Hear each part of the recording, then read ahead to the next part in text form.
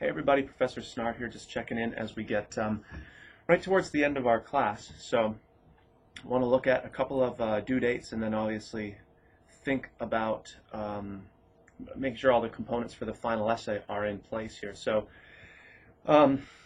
Unit 9 was due Thursday, July 1st, which is Happy Canada Day for any other Canadians out there. I happen to be Canadian, but and so you've received some feedback on that, and make sure if you sent a document that you open it up and obviously look at the comments or questions or whatever feedback I gave you. And obviously if you want to continue following up as you, pardon me, sort of think about refining your topic or really making sure that that topic that you submitted is turning into, more of a thesis, an interpretation or something specific that you're saying about the play or a short story or whatever you happen to be writing about. So you can continue to really think about the topic even as you're working on Unit 10, which is what you're doing now, which is really actually writing the paper. I'm asking you to do an outline, which for many people may be something you do already as part of the writing process, or it might be something that's kind of new. But it's really critical. I mean, it's a requirement here, but it's also so necessary in terms of just trying to manage all of the sources and just the kind of page count that we're looking at here. It's not really a long paper, but it's long enough and has enough sort of secondary sources that you're trying to balance, where if you try to hold it all in your head and just sort of see it and begin writing, it can become really confusing really quickly, and you can miss obvious things that need to be in there. You can repeat yourself because you've used a quote or an idea somewhere, and it's showing up later in your paper, and it would be so easy to see that in outline form. In fact, one of the interesting tricks you can try is to take your paper at some point after it's more or less a complete draft. It doesn't have to be final by any means, but you have basically all the pieces there, and then build an outline after you've written the paper, in addition to doing one before, which could be fairly rough. And so as long as you're sort of honest with yourself and you do the outline based on what the paper actually is and not what you want it to be, it's really interesting to see doing that outline afterwards if you've, again, repeated yourself, if the details you've included kind of make sense where you've included them. Are they clearly related to topics for paragraphs? Are each of those topics related to the larger thesis? So it's a great way for checking for overall kind of unity and coherence throughout the paper. And again, that you don't repeat yourself, or that you have big gaps where you have sort of an idea but no support from the text, or you've missed entire sort of pieces that you thought were in there, but once you do that outline, you see that, oh, I kind of missed that stuff. So anyway, outlining before and after is a really important part of the writing process for us. And in fact, it's kind of ironic because it feels like you're adding a step, so it's going to take you longer to write the paper. But the irony is that because it helps you so much in terms of organization, you add a step, but it ends up often taking less time to do the paper because you're approaching it in a much more kind of systematic way. So you're adding a step, but working much more efficiently. You think of it that way.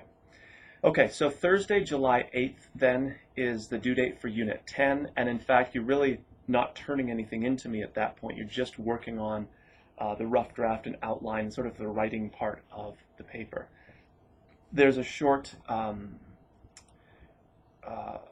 discussion board assignment you're just posting to the My Topic, kind of providing everybody with a sense of the topic and even ideally the thesis at this point that you're working with. You might name the texts that you're going to cover, like Death of a Salesman, or maybe identify some of the secondary sources. It's obviously described in the unit here. And the other thing that we want to do is be sure you're responding to somebody else with something encouraging. Maybe it's someone else is working on a theme that's similar to yours. Maybe they've proposed an idea that you find really interesting. So trying to give people some positive reinforcement as we're working through this final essay. Often writing a paper can feel like a very sort of isolated, it's just you and that damn paper that you've got to write. But doing a little feedback this way can make it feel like you're kind of in it together. So we get a sense of, a class that we are instead of just individuals on computers somewhere. Okay, so back to due dates. So that Unit 10 is due Thursday, July 8th. Again, you're basically just writing the paper, doing the discussion board. And then we have two sets of due dates for Unit 11, which is our final unit. The first is a peer editing response. So by that due date, which is Monday, July 12th, you want to have posted your essay to the peer response discussion board and provided feedback. So obviously, since the due date is Monday, you don't want to wait until 10 p.m. Monday night to post your paper to the peer editing response discussion board, because that doesn't leave hardly any time for someone to, be up late, get your paper, and get you feedback. So try to have that paper posted well before the due date so you can get and give, of course, feedback. And hopefully everybody, we have a very small class at this point, hopefully everybody can connect with their peer editing partner and get some feedback. Again, take the peer editing seriously. Sometimes people will be really helpful in terms of pointing out kind of bigger mistakes that you might be making, or even just asking questions that you maybe want to think about. But it could be something as simple as catching like little MLA mistakes or little typos or grammatical things. So any of that stuff is helpful at this point.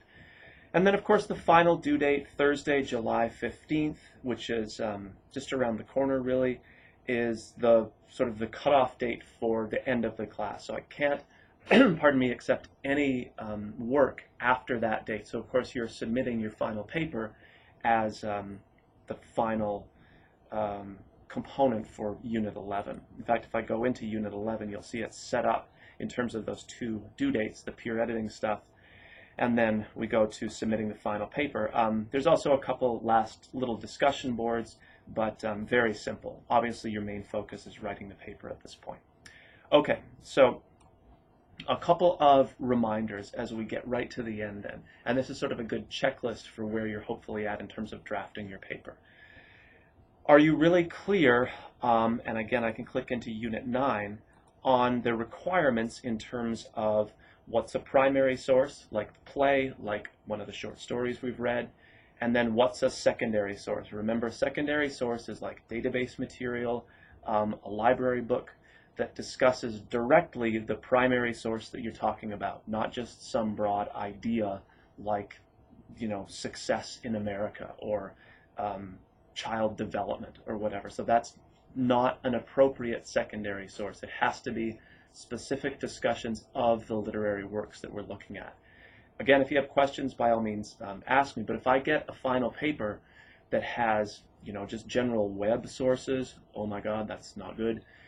Stuff from some sociology book or some just sort of random discussion of very general ideas, that's terrible, right? At this point, I'm telling you right now, and it's also built into the course. So if I'm seeing that, and I'm seeing, or I'm seeing significant MLA mistakes, just basic problems with the research component of what's going on.